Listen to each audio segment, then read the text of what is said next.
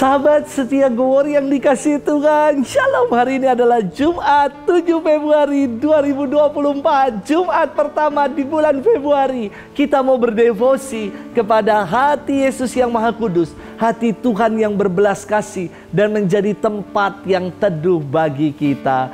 Mari kita hari ini bersama-sama merenungkan firman Tuhan yang diambil dari Injil Markus 6 ayat 14 sampai dengan 29. Kita siapkan hati kita.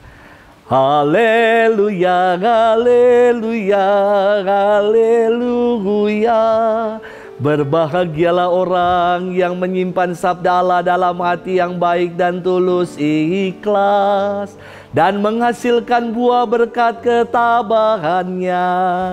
Haleluya, haleluya, haleluya.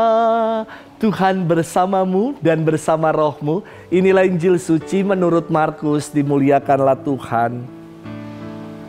Pada waktu itu Raja Herodes mendengar tentang Yesus, sebab namanya memang sudah terkenal. Dan orang mengatakan, Yohanes Pembaptis sudah bangkit dari antara orang mati. Dan itulah sebabnya kuasa-kuasa itu bekerja di dalam dia.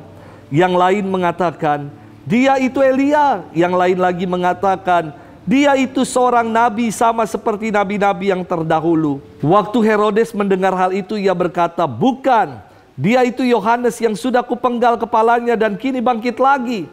Memang Herodeslah yang menyuruh orang menangkap Yohanes dan membelenggunya di penjara berhubung dengan peristiwa Herodias, istri Filipus saudaranya, karena Herodes telah mengambilnya sebagai istri.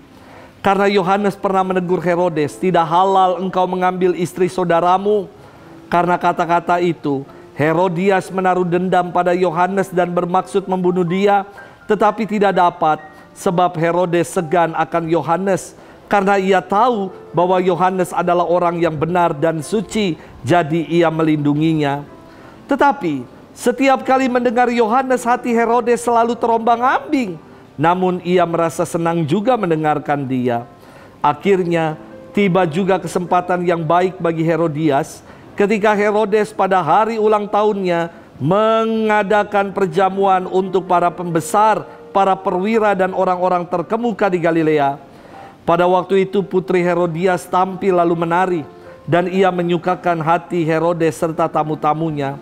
Maka raja berkata kepada gadis itu, mintalah daripadaku apa saja yang kau ingini, maka akan kuberikan kepadamu. Lalu Herodes bersumpah kepadanya, apa saja yang kau minta akan kuberikan kepadamu, sekalipun itu setengah dari kerajaanku. Anak itu pergi dan menanyakan ibunya apa yang harus kuminta. Jawab ibunya, kepala Yohanes Pembaptis. Maka cepat-cepat ia pergi kepada raja dan meminta, aku mau supaya sekarang juga engkau berikan kepadaku kepala Yohanes Pembaptis dalam sebuah talam. Maka sangat sedihlah hati raja, tetapi karena sumpahnya dan karena segan terhadap tamu-tamunya, ia tidak mau menolaknya. Raja segera menyuruh seorang pengawal dengan perintah supaya mengambil kepala Yohanes. Orang itu pergi memenggal kepala Yohanes di penjara. Ia membawa kepala itu dalam sebuah talam dan memberikannya kepada gadis itu, dan gadis itu memberikannya pula kepada ibunya.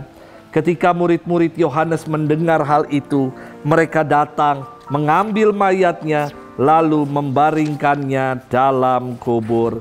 Demikianlah sabda Tuhan. Terpujilah Kristus. Sahabat setia Go-Worry yang dikasihi Tuhan, Shalom.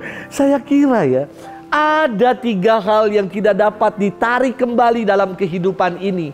Yang pertama adalah waktu yang telah berlalu. Yang kedua, kata-kata sudah terlanjur terucap. Dan ketiga, kesempatan yang diabaikan. Ketiga hal ini bisa menghancurkan hidup orang. Karena waktu yang tidak dikelola dan tidak dimanfaatkan akan menjadi hidup ini sia-sia. Kata-kata yang terlontar tanpa dipikirkan dan sekedar luapan amarah akan berujung pada penyesalan. Demikian juga dengan kesempatan yang dibiarkan tanpa dimanfaatkan membawa kekecewaan pada hidup.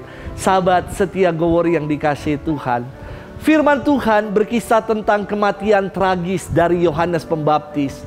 Dijelaskan dalam kisah ini bahwa Herodes sebenarnya segan akan Yohanes karena ia tahu bahwa Yohanes adalah orang yang benar dan suci. Herodes ingin melindunginya. Namun, kenapa ya Herodes kok akhirnya memerintahkan algojo untuk memenggal kepala Yohanes? Inilah yang namanya tipu daya hasutan. Menurut Kamus Besar Bahasa Indonesia, kata menghasut berarti membangkitkan hati orang supaya marah, melawan, memberontak, dan lain-lain.